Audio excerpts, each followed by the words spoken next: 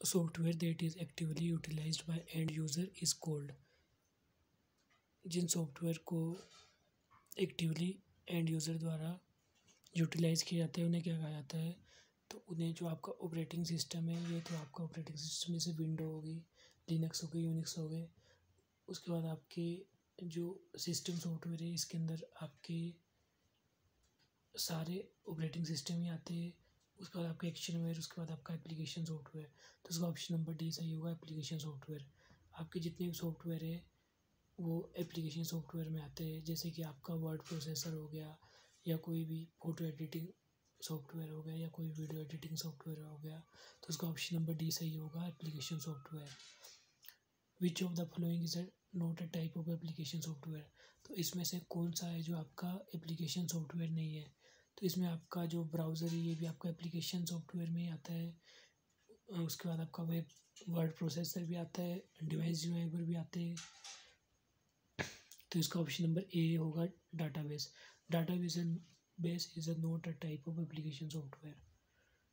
The first computer were programmed using, जो पहला computer था इसे कौन सी लैंग्वेज का यूज़ करके प्रोग्राम किया गया था? जैसे कि सोर्स कोड है, ऑब्जेक्ट कोड है, असेंबली लैंग्वेज है, या मशीन लैंग्वेज है। तो इसे मशीन लैंग्वेज का यूज़ करके प्रोग्राम किया गया था।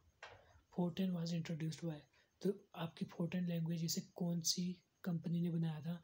तो इसे IBM ने बनाया था, international business machine. The operating system manage, जो हमारा ऑपरेटिंग सिस्टम होता है ये किस चीज़ को मैनेज करता है? प्रोसेसर को, मेमोरी को, फाइल्स को, या ऑल ऑफ दिस को? जो हमारा ऑपरेटिंग सिस्टम होता है ये सभी चीज़ों को मैनेज करता है। तो उसका ऑप्शन नंबर डी सही होगा। The first Unix operating system was written in, जो आपका हमारा फर्स्ट यूनिक्स ऑपरेटिंग सिस्टम है इसे सी लैंग्वेज में लिखा गया है। इसे पहले असेंबली लैंग्वेज में लिखा गया था, लेकिन बाद में इसे सी लैंग्वेज में लिखा गया था।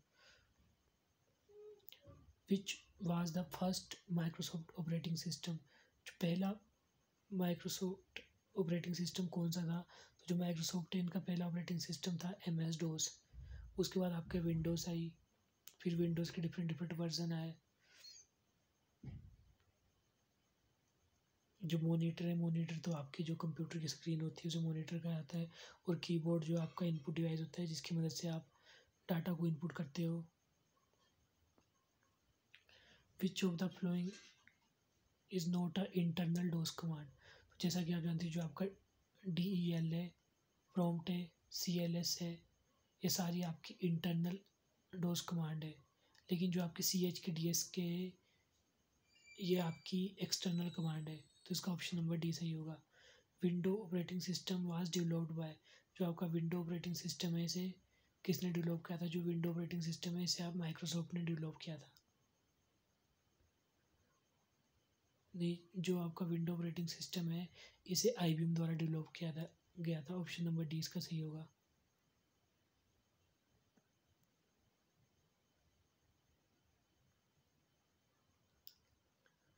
विच menu is selected to print in MS window?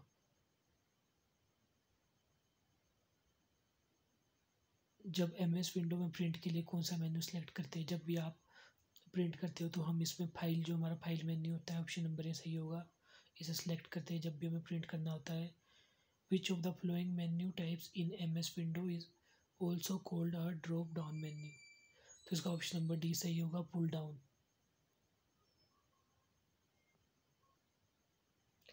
Microsoft Word is an example of, जो हमारा माइक्रोसॉफ्ट वर्ड है ये किसका एग्जाम्पल है?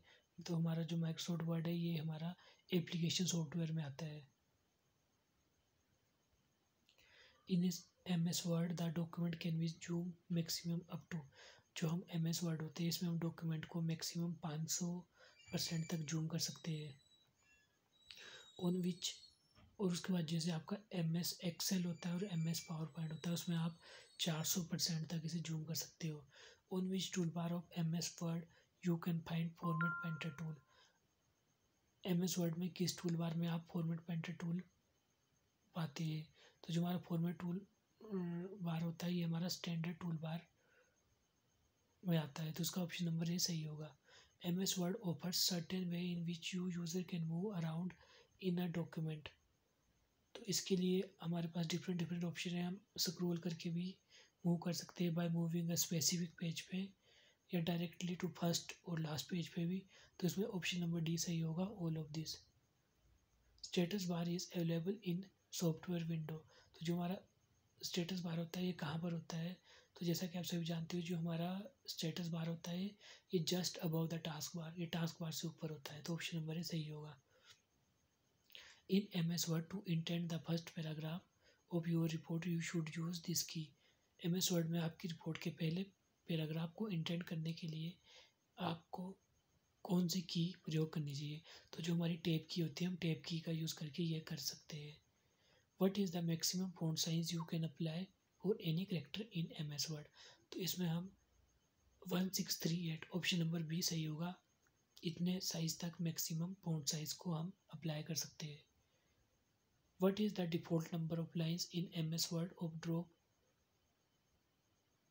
For drop cap? तो इसका डिफ़ॉल्ट नंबर होती है 3 होती है। तो ऑप्शन नंबर बी सही होगा। Files created with lotus 1 to 3 have an extension. जो लोटस के द्वारा फाइल को क्रिएट किया जाता है तो उसकी एक्सटेंशन कैसे होती है? जैसे आप जानते हो XLS आपकी जो MS एक्सेल में होती है, उसके बाद आपकी जो डॉक है ये आपकी MS वर्ड में होती है। तो जो आपकी .1 to 3 है ये आप लोटस के साथ जब आप क्रिएट करते हो कोई फाइल तो उसकी एक्सटेंशन ये होती है। तो ऑप्शन नंबर आपका सी बिल्कुल सही होगा।